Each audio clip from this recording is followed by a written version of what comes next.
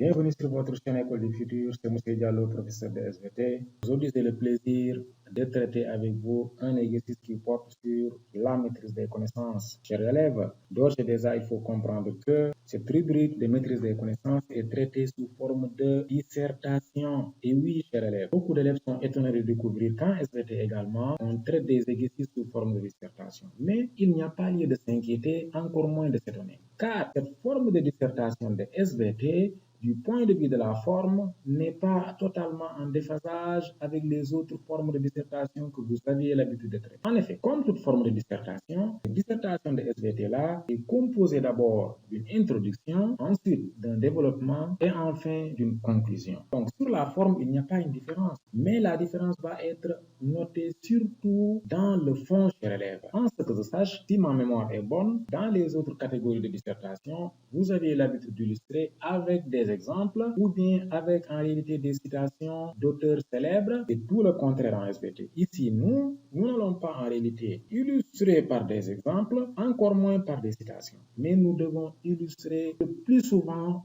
par des schémas. Voilà pourquoi, chers élèves, vous devez prendre le temps de maîtriser les schémas qui sont contenus sur les planches que vos profs vous donnent. En effet, ce sont ces schémas-là que vous devez utiliser pour illustrer le phénomène que vous allez développer dans la dissertation-là. À part la manière d'illustrer, retenez qu'il n'y a pas une très grande différence entre la dissertation de SVT et la dissertation de français ou de philosophie ou d'histoire ou d'autres. Donc, à la fin de cette vidéo-là, vous devez être capable de comprendre comment on fait une dissertation de SVT.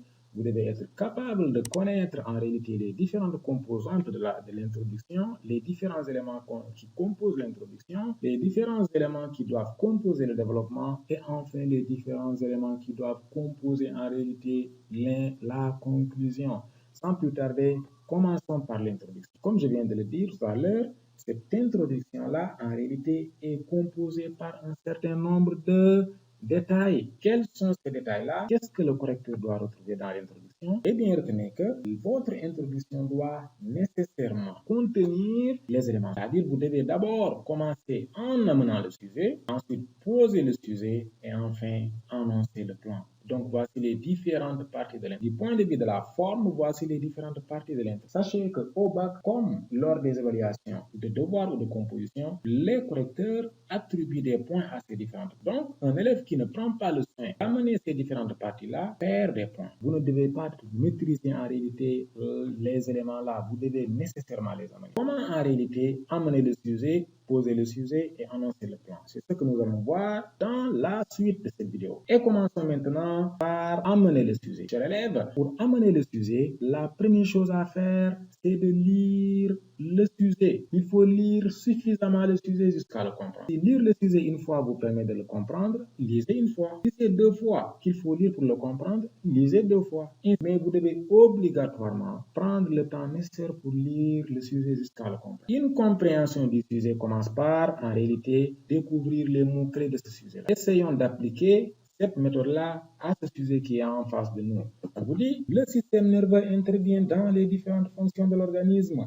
Après avoir précisé les différentes parties du système nerveux cérébro-spinal, décrit la face dorsale et la face ventrale de l'encéphale de mouton. Ton exposé sera bien structuré. Chers élèves, d'ores et déjà retenez que lorsque vous retrouvez le mot ton exposé sera bien structuré, le mot structuré renvoie à la forme de l'exercice, à la forme du devoir. C'est-à-dire qu'on doit avoir une intro, un développement et une conclusion. Dans certains sujets, vous allez même retrouver ton exposé sera bien illustré et structuré. Le terme illustré dans ce cas-là sera relatif en réalité au schéma que vous devez nécessairement et obligatoirement apporter. La plupart des points sont attribués aux schémas qui sont destinés en réalité à l'illustration, car n'oubliez pas que nous faisons une science expérimentale. Donc les schémas sont obligatoires. Le sujet là, on suppose qu'on l'a lu. Une fois que nous avons compris le sujet, nous devons en réalité souligner le mot le plus important du sujet. Et quand je parle de mot le plus important,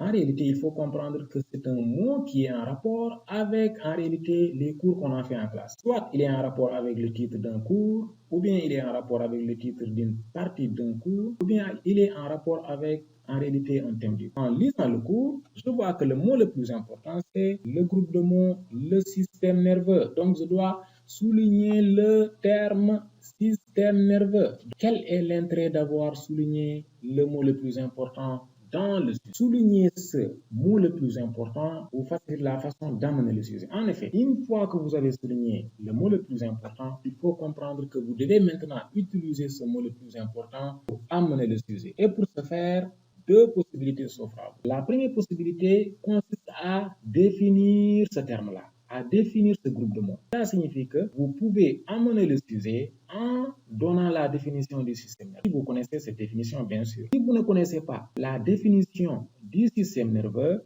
la deuxième possibilité qui s'offre à vous est de construire une phrase scientifiquement acceptable à partir du groupe de mots système nerveux. Construisez une phrase logique à partir du groupe de mots système nerveux. Cela signifie quoi?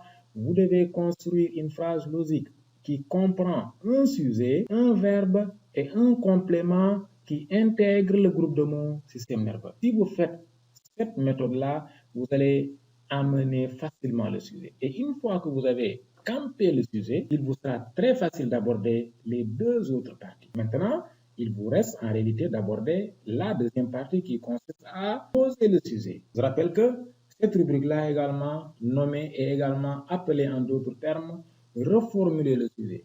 Donc, on va parler de reformuler le sujet pour mieux le comprendre. D'autres vont aller plus loin en disant poser la problématique. Mais tous ces trois termes-là se valent en réalité. À ce niveau-là qu'on jauge votre degré de compréhension. Là également, il y a au moins deux méthodes qui s'offrent à vous. La première consiste en réalité à reformuler le sujet en prenant le soin d'intégrer en réalité les éléments qu'on vous demande de faire. La première manière de reformuler le sujet consiste à dire, par exemple, la plupart des élèves le disent d'ailleurs, ils disent le sujet soumis à notre réflexion autour de la composition du système nerveux cérébrospinal et de l'organisation de la face dorsale et de la face ventrale de l'encéphale de mouton. Donc là, c'est une façon en réalité de reformuler le sujet. Une autre méthode consiste à poser des questions, tout simplement. Là, pour poser des questions, je vais dire quoi? Regardez bien, on vous dit, après avoir précisé les différentes parties du système nerveux cérébrospinal, nous, on va dire quoi? On va dire simplement quelles sont les différentes parties du système nerveux cérébrospinal. Première question. Deuxième partie, comment sont organisées les faces dorsale et ventrale de l'encéphale de mouton. Deuxième question. Là également, en réalité, c'est une façon de poser le sujet. Et enfin, après avoir posé la problématique, vous allez naturellement annoncer le plan. Annoncer le plan, cher élève.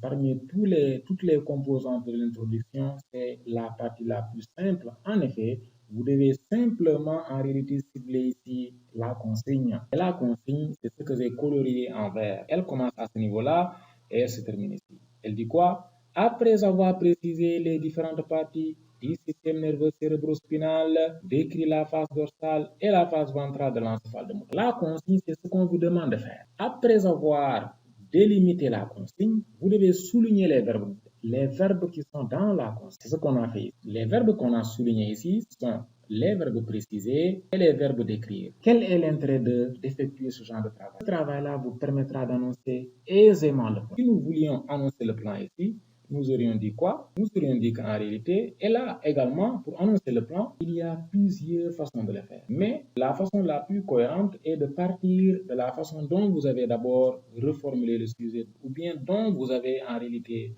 posé le sujet. Si, par exemple, si on se base de la première façon qu'on avait utilisée, à savoir, nous avions dit quoi? Le sujet soumis à notre réflexion traite des différentes parties du système nerveux cérébrospinal et de l'organisation de la face dorsale et de l'encéphale de mouton. Donc, si nous partons de cette façon de reformuler le sujet, nous pouvons annoncer le plan en disant quoi? Dans la première partie de notre travail, nous allons préciser les différentes parties du système nerveux cérébrospinal. Puis dans la deuxième partie, nous allons décrire la face dorsale et la face ventrale de l'encéphale de mouton. Voici le lien qui existe entre, en réalité, proposer le sujet et annoncer le plan. Si nous avions utilisé la deuxième façon, poser le sujet, c'est-à-dire poser le sujet à travers des questions en disant quelles sont les différentes parties du système nerveux cérébrospinal, comment sont organisées les faces dorsales et la face ventrale de l'encéphale de mouton. Dans ce cas, il est plus judicieux en réalité de poser, d'annoncer le plan en disant quoi? En disant la réponse à ces questions fera l'objet de notre travail. La réponse à ces questions soulevées fera l'objet de notre travail. Une phrase simple qui permet en réalité de poser, en réalité d'annoncer le plan.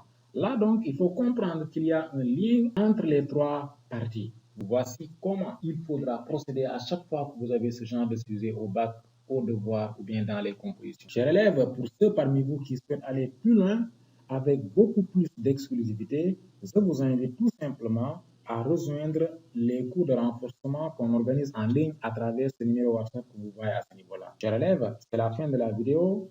Merci de l'avoir suivi. N'oubliez pas de vous abonner, de liker, de partager. Merci et à très bientôt.